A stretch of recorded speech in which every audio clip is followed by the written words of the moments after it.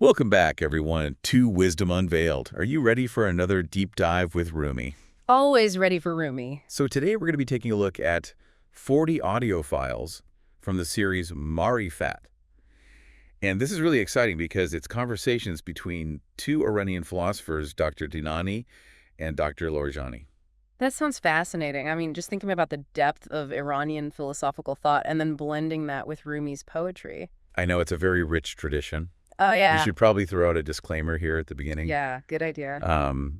Because these are translations. So, Of course. we've done our best, but some things might get lost. Yeah, it's so hard to translate some of those subtle nuances, but hopefully we'll still get that core wisdom. Exactly.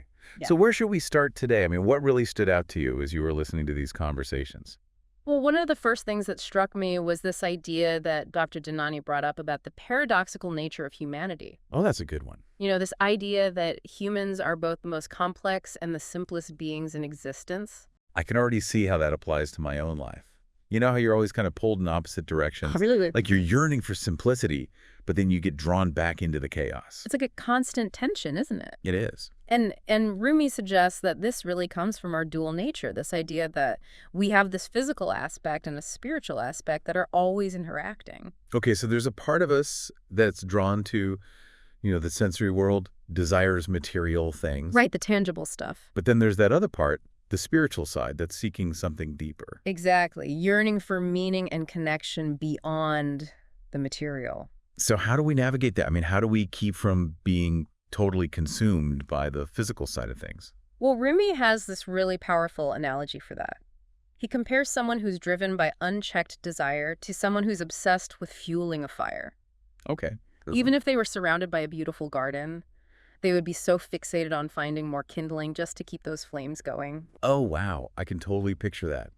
It's like being so focused on, the next thing, the next goal, the next purchase, that you miss out on appreciating the beauty that's already right there in front of you. Exactly. It's like you're so busy chasing after things that you completely miss the present moment. Right. You're not even enjoying the journey. And Dr. Dinani actually brought up this fascinating story about Luqman the Wise. Well, I've heard of him. Have you? So he was offered a position in this beautiful garden. Sounds nice. Right. But he chose to tend to a simple thorn bush instead. Interesting. Why would he do that? Because he saw that thorn bush as fuel for his inner fire of wisdom. So he chose growth over comfort. Exactly. He recognized that true fulfillment comes from nurturing something deeper than just our immediate desires. That's a powerful lesson for sure. So this brings us to something that Rumi emphasized quite a bit, the power of what's called akli. Yes, akl, which translates to reason. Reason. Okay. And he saw akl as this divine gift that helps us distinguish between what truly nourishes us and what ultimately leads to suffering. It's like that inner voice that sometimes tries to warn us. And like, hey, this might feel good right now, but it's not actually good for you in the long run. Exactly. But sometimes we don't listen. We don't listen. We get caught up in the moment. Right. And Rumi believed that by cultivating akl, we can actually gain more control over our desires and make choices that align with our true path. So it's not about denying our desires altogether, but about learning to guide them. Right. Channeling that energy in a way that leads to real growth and fulfillment. Interesting. And this is where things start to get really exciting, because this leads into the whole idea of the transformative potential of human beings. Yes. Dr. Larajani actually highlighted this point that despite our capacity for, destructive behavior, humans also have the potential to surpass all other beings in wisdom and spiritual growth. So even though we have this ability to make, not so great choices, We do. We definitely have that capacity. we also have this incredible power within us to evolve and to connect with something greater. Exactly. And Rumi uses this really striking analogy to explain this. He says, just as a wolf can only act like a wolf, a human who embraces their true nature can achieve a level of understanding and connection that transcends the limitations of other creatures. So we're not just bound by our instincts. Right. We have this capacity for conscious evolution. That's powerful. We have a choice. We do. We can choose to be ruled by those base instincts, or we can choose to rise above them and tap into our higher potential. Okay, this is blowing my mind. I'm ready to hear more. Me too. There's so much more to explore. I can't wait. And speaking of that higher potential, Dr. Dinani brings up this concept of purity. Purity, okay. And he talks about how there's this really clear distinction between physical and spiritual cleanliness in Islamic thought. Yeah, when you think about purity, you usually think about like external things, washing Yeah. your hands, keeping your home clean. Exactly, right? Keeping things tidy on the outside. But what about like the purity of our hearts and minds? Exactly. And Dr. Dinani gives this simple example. He's like, okay, water can clean your body, but can it truly cleanse your soul? Ooh, that's good. That's a good one. And what's interesting is he points out that Islamic tradition actually specifies a limited number of things considered physically impure. Okay. But when it comes to the soul, Yeah. countless potential impurity. Oh, wow. So if there are countless ways that our soul can become impure, how do we even begin to address that? Well, this is where Rumi offers some brilliant guidance. He uses this vivid analogy of a catch, an earthenware jug, to represent a human being. Okay. And this jug has 5 pipes connected to it, representing our 5 senses. Gotcha. And those pipes are constantly pouring water into the jug, all the sensory information, desires, worries, everything that's flooding our minds. It's a lot. It's like trying to find a moment of peace in a world that's constantly vying for your attention. Absolutely. And if we're not careful, that jug, our inner being, gets completely polluted. So what do we do about it? How do we keep those pipes from overflowing? Rumi emphasizes the importance of keeping our senses under the control of reason. There's that ACL again. Exactly. Yeah. It plays a crucial role here. So it's not about ignoring our senses completely, but using our intellect to manage them. Yes. Filtering what we allow into our hearts and minds. We become the guardians of our inner space. Precisely. Choosing what we focus on, what we let in, and what we keep out. Okay, so we've got this catch, and it's getting polluted by life, essentially. Does Rumi offer any solutions? Like, is there a way to actually cleanse that jug Yeah. and find a sense of inner purity? He does, and it's a beautiful image. He talks about connecting this catch to the vast ocean of divine truth. Okay. So imagine a small clay jug filled with muddy water, and then suddenly it's connected to this infinite source of pure, clear water. It's constantly being cleansed. Exactly, renewed, transformed. That makes me think about all the practices that can help us connect with that divine source, meditation, prayer, being in nature, acts of service. Beautiful examples. And it's Yeah. interesting because this process isn't just about removing impurities. It's also about cultivating qualities that make our hearts more reflective of that divine light. So it's not just scrubbing away the dirt, it's also polishing the mirror so it can reflect more light. Beautifully put. And as we cultivate these qualities, we start to see the world differently. Dr. Dinani actually spoke about how a pure heart, one free from spiritual impurities, naturally inclines towards justice and compassion. So it's not just about personal transformation, it's about creating a more just and compassionate world. Exactly. When we're not consumed by our own selfish desires, we're more attuned to the needs of others. We can see injustice more clearly, and we're more likely to act. It's like inner purity and outer action go hand in hand. They do. And this actually reminds me of something Dr. Dinani said about the connection between purity and beauty. Oh, okay. He talked about a deeper, more universal beauty that's linked to purity, a beauty that touches the soul and emanates from that divine source. Like the beauty we experience in nature, a breathtaking sunset or a majestic mountain range. It's a sense of awe and wonder that goes beyond just aesthetics. Exactly. And that same beauty can be found in a purified soul. It shines through in actions that flow from love, compassion, generosity. It's not about outward appearances. It's about cultivating an inner beauty that radiates outwards. Right. And then that beauty we perceive is actually a reflection of a deeper reality. Exactly. It's a reflection of that divine essence that permeates all of existence. So inspiring. We have the power to shift our perception in this way. We do. And that choice, that act of choosing to focus on the good, the beautiful, the true, is an act of purification in itself. Wow, so powerful. And as we make that choice again and again, our hearts become clearer, our vision expands, and we become more receptive to that infinite ocean of love and beauty that Rumi speaks of. And that receptivity, that openness to the divine is essential for the next stage of this journey that Dr. Larijani talked about. Okay, I'm intrigued. Tell me more. He brought up this really powerful concept of death and rebirth. Death and rebirth. Whoa, okay, I'm ready to dive into this. He was talking about how spiritual purification often involves a process of dying to our old selves. Letting go of those limiting beliefs. Exactly. Letting go of those patterns that hold us back. It's like a snake shedding its skin, making space for a new, more authentic self to emerge.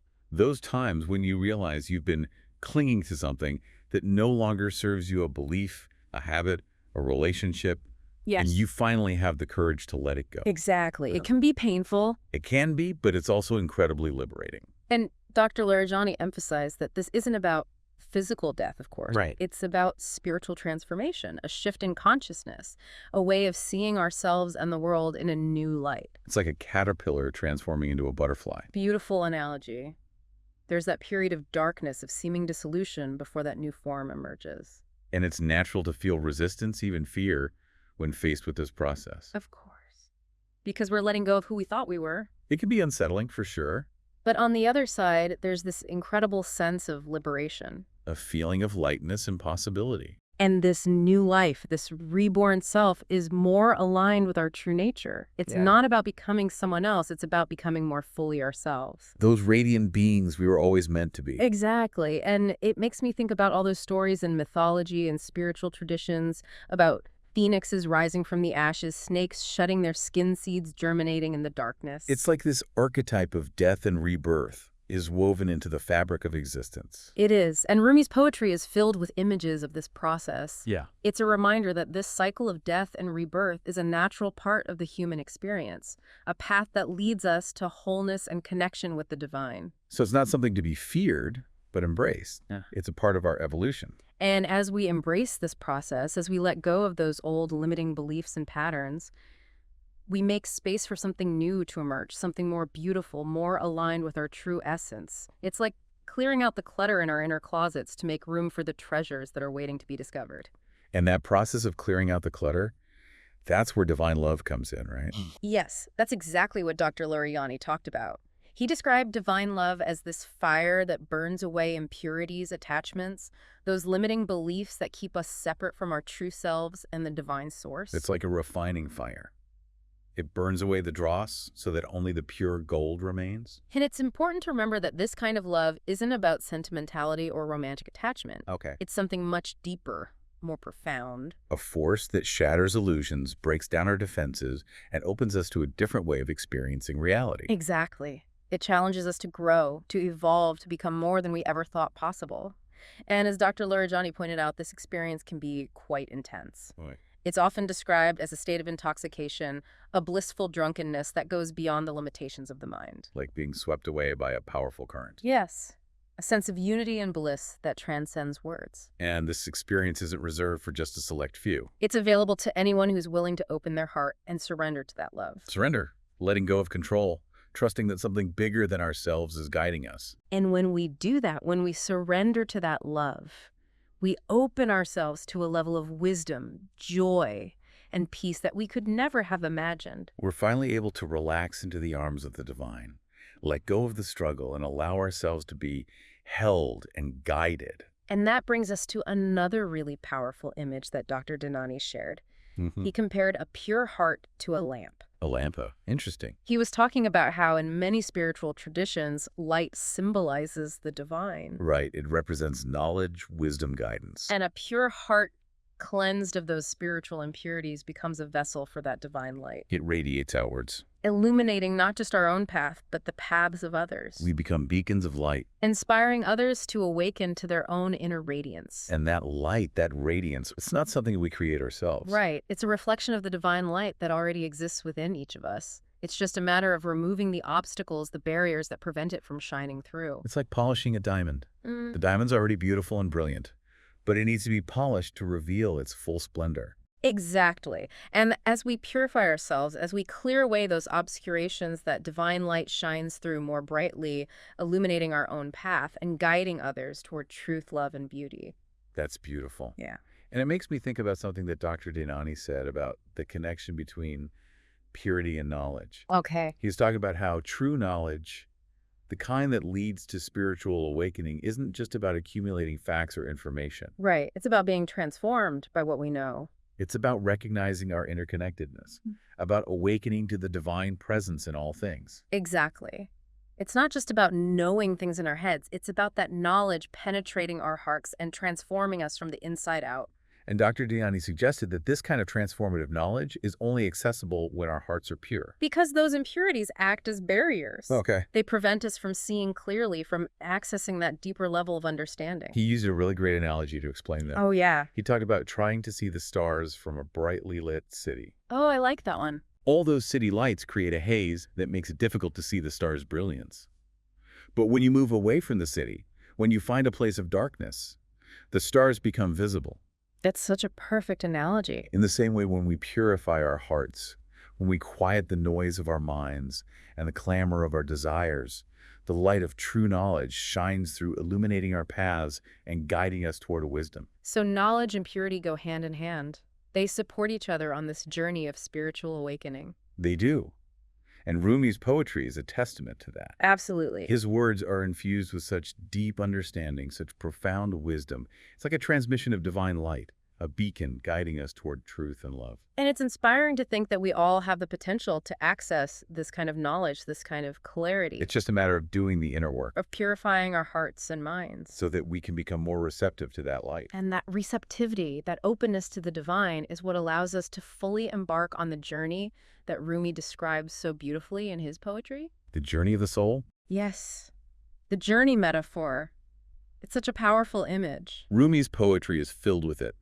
Mountains to climb, deserts to cross, treacherous paths to navigate. And as Dr. Larijani pointed out, it's not a physical journey, of course. Right. It's an inward journey, a pilgrimage within ourselves. So it's not about seeking something outside of ourselves. It's about exploring our own inner landscape. Exactly. Discovering the hidden treasures that lie within. And this journey often begins with a longing, a yearning for something more. A sense that something is missing in our lives. That feeling of restlessness, that sense that there's got to be more to life than just this. Rumi suggests that this longing is the soul's natural desire to return to its source, to connect with the divine, to experience that unity and wholeness that we all crave deep down. It's like a homing beacon guiding us back to our true home. And of course, this journey has its challenges. It's not a walk in the park, for sure. There are setbacks, moments of doubt, times when we feel lost and confused. But those challenges are crucial for our growth. They are.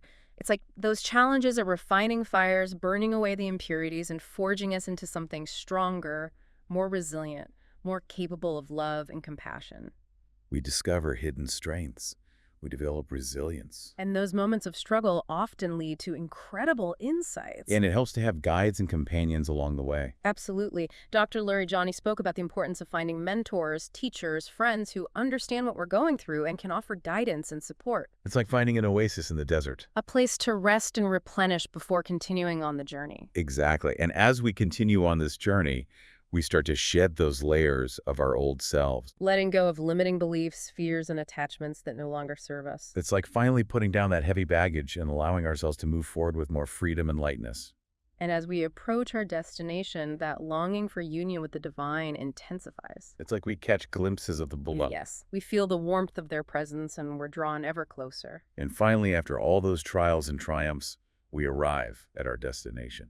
The place of unity, of merging with the divine, of experiencing that profound sense of peace, belonging, and fulfillment that we've been seeking all along. It's like returning home after a long and arduous journey. A homecoming that fills us with a sense of joy, gratitude, and deep contentment. But this destination, it's not static, is it? No, it's not a place we just arrive at and then stay put. Okay. It's a dynamic state of being, a constant process of unfolding a dance of love and light.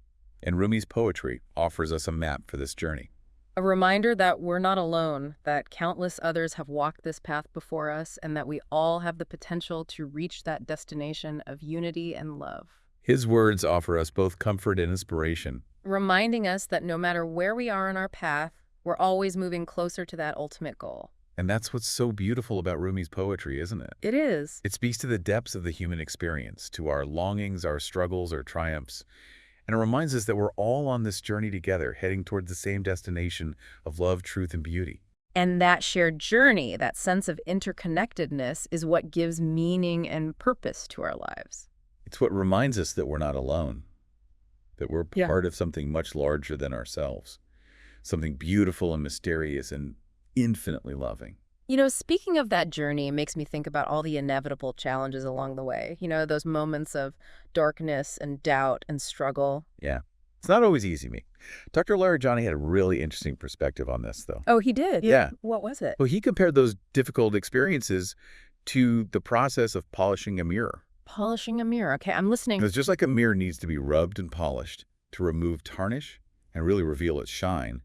Our souls also need these trials to refine and purify us. So it's not about avoiding those tough times, No. but about embracing them. Exactly. Seeing challenges as opportunities for growth and transformation. Right. It's like when you feel like you're being squeezed, you think you're going to break, but then you come out the other side stronger and more resilient. Stronger than before. That's a great way to put it. And that polishing process, as you can imagine, can be pretty painful at times. Yeah, definitely. But ultimately, it helps us to reflect that divine light more clearly. Right. To become more transparent vessels for love and wisdom. Exactly. Yeah. And Dr. Laurijani connected this idea of facing challenges to the concept of surrender. Surrender. That's a tough one for a lot of us. It is. We're so conditioned to want to be in control, Hmm. to figure everything out on our own. It's a challenging concept for sure. But Rumi reminds us that true strength lies in surrender, letting go of that need to control everything. Trusting that there's a bigger plan unfolding. Exactly. Even when we can't see it, it's about recognizing that we're not separate from that divine flow, but rather a part of it. And when we surrender to that flow, We open ourselves up to a level of wisdom and support that we can't even begin to imagine. like we're finally able to relax into the arms of the divine, let go of that struggle, allow ourselves to be held and guided. And in that surrender, we find true freedom. Not the freedom to control everything, but the freedom to let go, to release those attachments, and to embrace the present moment. Embracing the present moment.